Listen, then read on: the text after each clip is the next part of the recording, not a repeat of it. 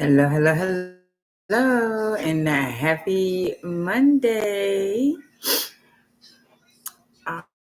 All right, so let's jump into this here.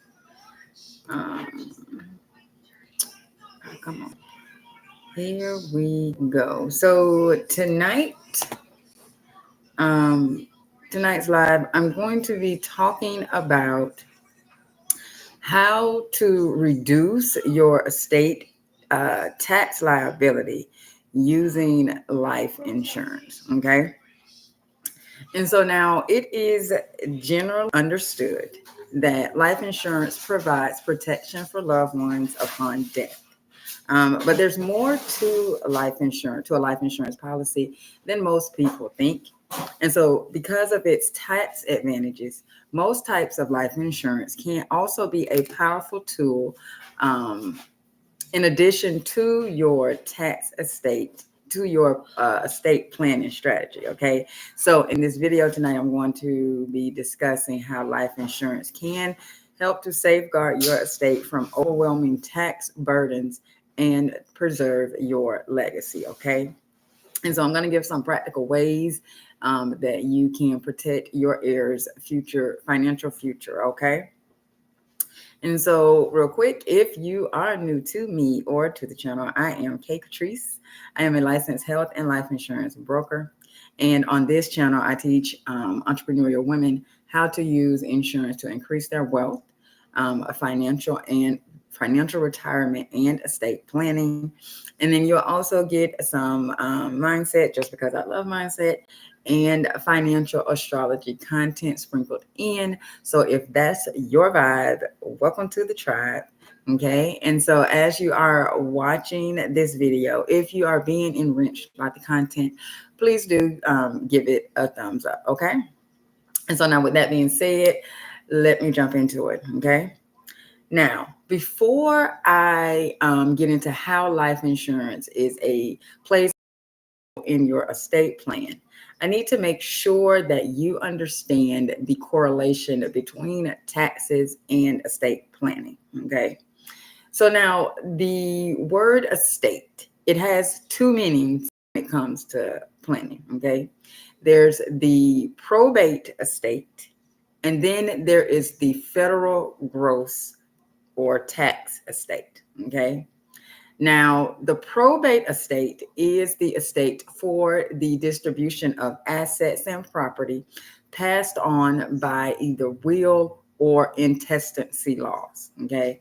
Now, intestacy means somebody that dies without a will. Okay. And so there are laws in place to pass property and assets down for those who don't have who don't have a will. Okay.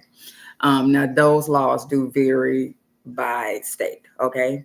Now, the federal gross estate is the decedent's property and assets that are subject to federal and possibly state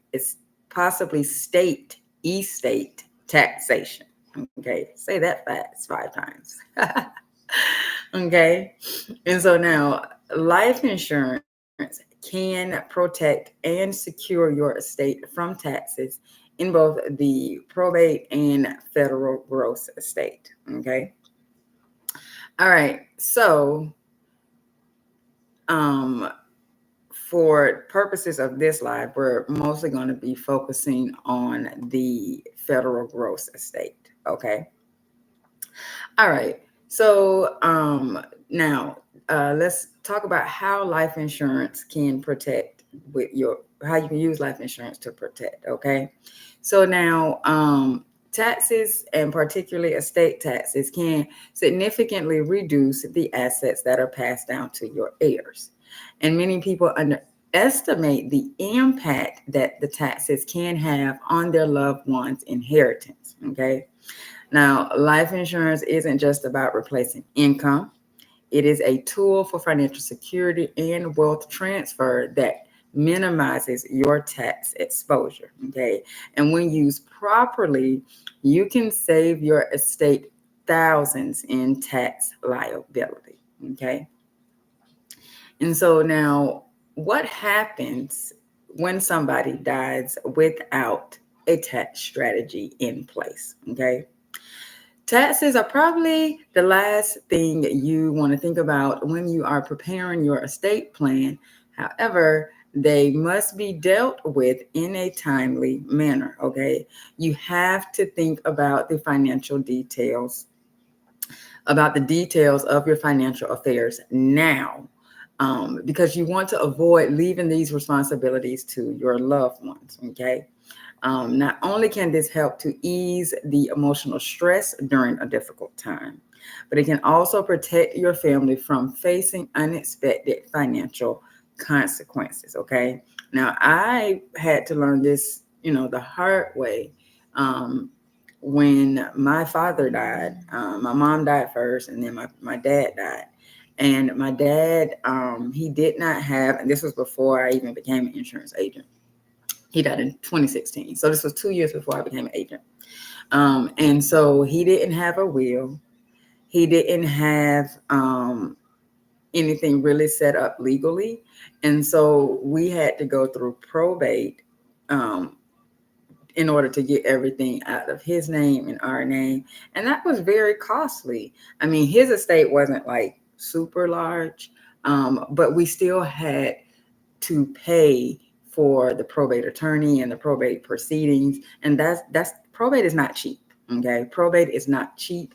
And so if your heirs do not have the financial bandwidth to pay for it, then they're going to have to use they're going to have to come up with the money, and they may have to sell assets within the estate in order to pay for the probate proceedings. Okay, which reduces how much is actually transferred over to them. Okay, so that is really what you want to, that's the one of the main reasons for estate planning, is to avoid your heirs from losing funds. Okay, from losing money. Okay.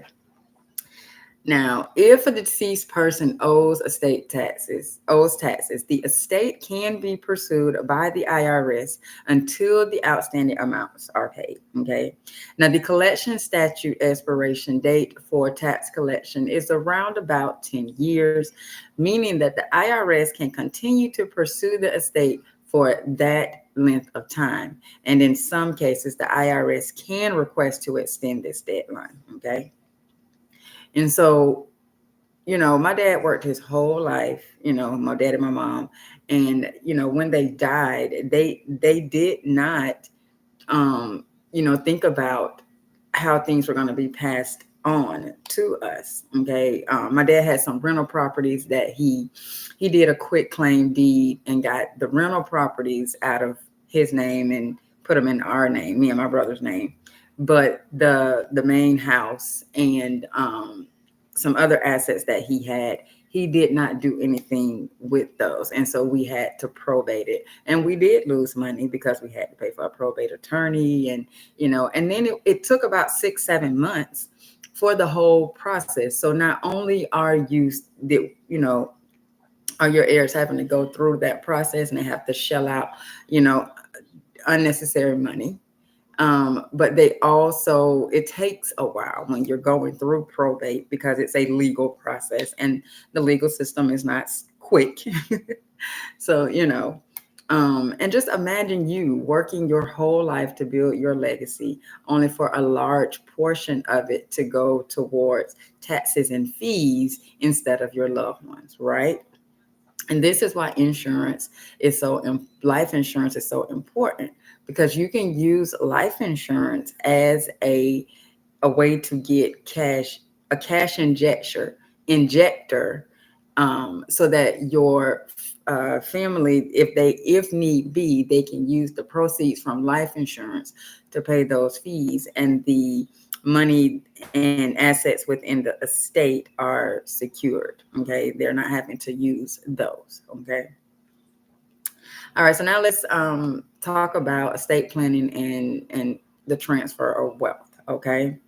Now, if okay, if your if you have a very large estate, okay, the federal estate tax can claim up to 40% of a estate's value. Okay.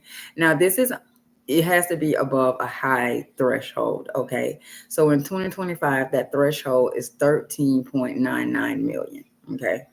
Now, if you are wanting to be a multimillionaire, right, and have a lot of money and have a lot of assets and things, it's cute when when you're on the internet and you see, oh, I'm a boss and I'm a multimillionaire and I'm this and I want to have all this money, but with with that comes responsibility, okay?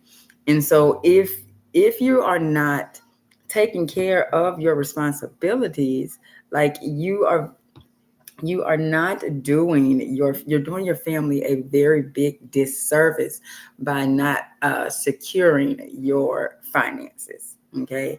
um, just being a multimillionaire or just having a lot of money, but you're not protecting and securing it to make sure that the majority of it is transferred to your heirs and not to the government, then that you're being very reckless, right?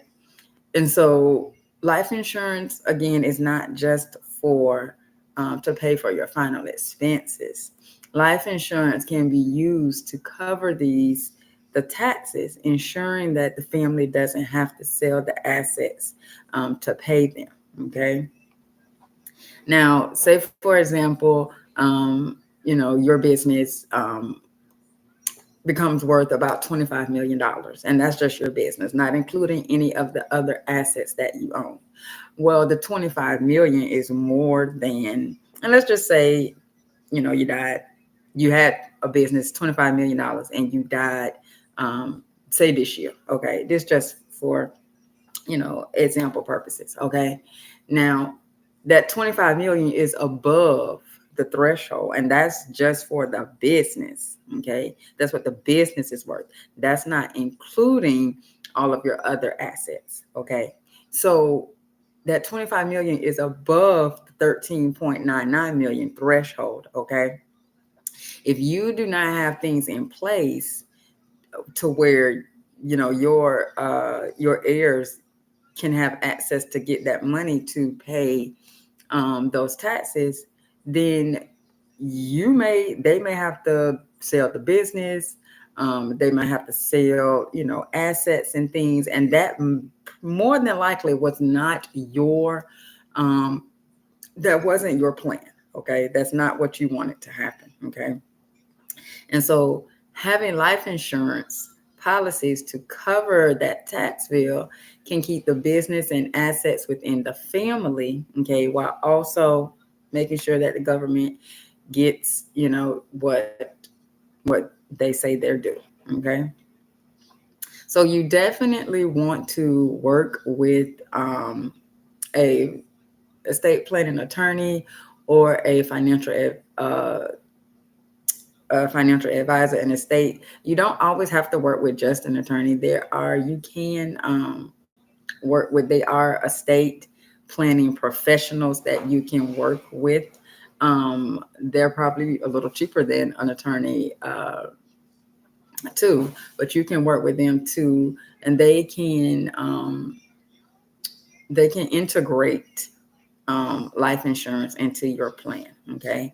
Um, Now, if you are liking this content, please consider hitting the like button so that YouTube knows that this content is valuable and will recommend it to other women entrepreneurs. Okay. All right. Now, the next thing with life insurance is the tax-free death benefit. Okay.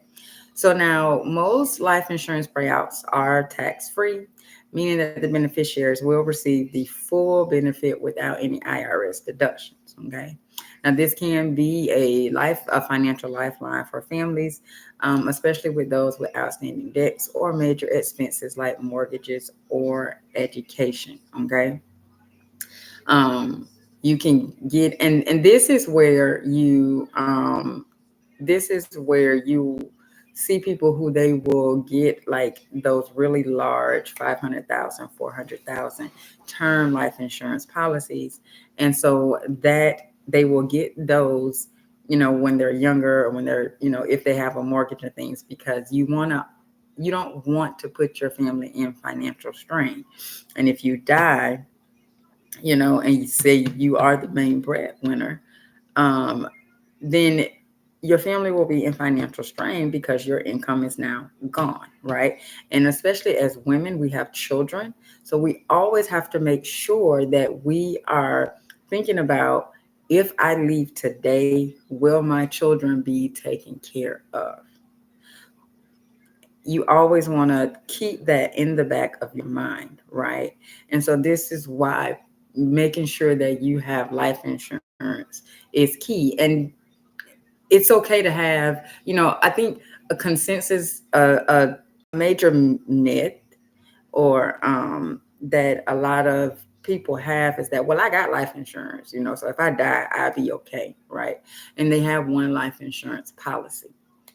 But it's okay to have multiple. One, you can have multiple life insurance policies. You can have as many life insurance policies as you choose to purchase. There's no limitation on how many life insurance policies that you can purchase.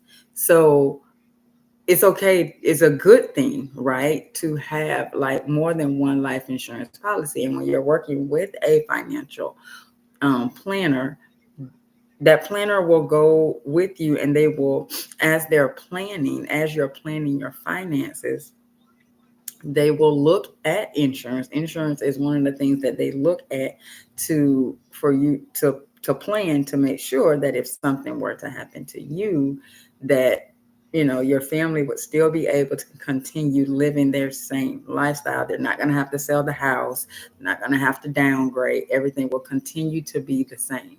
Okay. One of the things that you definitely want to make sure is that, especially if you have children, is that in your absence, your children will not have to worry about money, because they're already going through a hard enough time without you. And that's what you always want to remember, right? And so you also want to make sure that you properly have proper beneficiary designations. Now, you, depending upon how you're doing your estate planning, um, in some instances, you may put the estate as the beneficiary, or you may not. Now, if you do decide to put the estate as the beneficiary, then that will trigger, the payout will trigger, could be subject to probate and estate taxes. Okay. So another way to do that would be with a trust. Okay. And then that way the trust is different from the estate. And so it would not trigger the taxes. Okay. Now, you always want to make sure that you do update your beneficiaries, because you don't want to, especially like if you get divorced, you definitely don't want to have an ex as your beneficiary unless y'all still are cool.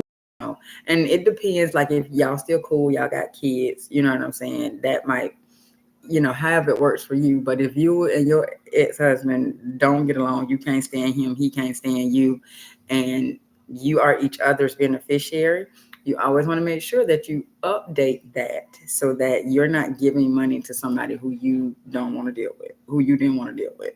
Okay. All right. Now, another way of protecting your family with estate planning is that insurance, permanent life insurance, so like whole life, universal life, it has that cash value component that grows tax deferred. Okay, so you're not paying taxes on it while it is while the money is growing. Okay, on top of that, if you decide to take out a loan on the cash value during your lifetime, that loan is also tax free. Now, if you withdraw the money from the cash value, you will pay taxes on the withdrawal because then it is considered income. Okay. But if you're just getting a loan, then it is tax free. Okay. So I recommend all my clients, if they are needing to take, to get money from their cash value, I recommend for them to get a loan and not to withdraw. Okay. One, when you withdraw, that immediately takes it from the death benefit. And two, it can take it from the death benefit, depending upon how much cash value you have. And two, when you do a loan, you pay the loan back. You're supposed to pay the loan back. Now, if you don't pay the loan back, then that will take it from the death benefit. Okay, it will reduce your death benefit. So you want to make sure that always pay the loan back if you get a loan. But if you need to get a loan, it is tax free. Okay. And so the money inside of the policy, it earns interest without being taxed annually. So you are keeping more money is staying with you and not going towards taxes. Okay. Now you want to not over borrow on your cash value, because that does affect the death benefit. Okay. Now you can also gift life insurance. Okay. And so gifting a life insurance policy to a trust or a family member can reduce taxable estates while ensuring that the policy benefits remain intact. Okay. Now, a very popular tool for tax-efficient wealth transfer is an irrevocable life insurance trust. Okay. And so these provide a tax-efficient way to transfer wealth to your beneficiaries outside of your taxable estate. Okay. And they're also an effective mechanism for protecting legacy assets from potential creditors. Okay. Now, if you have a family member with special needs, a ILIT can help set aside assets for their care without interfering with their eligibility for government benefits. Okay, so like if you have somebody who, say, like you have a sibling and your parents pass away, right? You can, and they get their portion of the estate. You can set up a irrevocable life insurance trust, and that will, and it doesn't have to be a life insurance trust, just be an irrevocable trust. You can set that up and then put the money in the trust, and then they have their money, but it doesn't affect their government benefits, because 9 times out of 10, that's just a one-time thing that they're going to get. And so, if they're looking at bank statements and everything, and they see that they have this lump sum of money sitting in there, it will, it can mess up their government benefits. And so you don't want to do that. Okay. And so by transferring ownership of a life insurance policy to the trust, the death benefit then becomes excluded from your taxable estate. Okay. And so an irrevocable life insurance trust is a legal arrangement that seeks to minimize your current tax burden, as well as the impact that taxes will have on your estate. And so it does this by transferring assets from you, okay, to another, which is the trust. And it uses a life insurance policy to efficiently distribute the proceeds when you pass away. Okay. So what you would do is you would just say you would just set up the trust, right? Because a revocable trust those are good, but you are the owner, and revocable trusts are a part of your estate, versus the irrevocable trust. Once you set up an irrevocable trust, it cannot be revoked, and it's not yours anymore. It belongs to someone else. Okay. So you don't, um, it's not a part of your estate. Okay.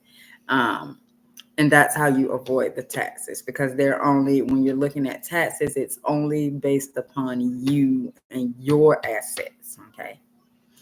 Um, and so like if you want to, like you're a grandparent and you want to gift, you know, gift it to your grandkids, you can set up a irrevocable life insurance trust, and then you can have the trust as the beneficiary, and then you can set up a schedule as to when the trust would distribute the funds. Okay. All right. And so here are some common mistakes that you want to avoid when it comes to using life insurance and setting up your estate planning. Okay. You don't want to name your estate as a beneficiary. Now, that depends upon however, how you have things set up. Um, but you have to take into account that the estate being the beneficiary, meaning that the money from the life insurance would go to your estate. Okay. Which means that would be included in the gross tax estate.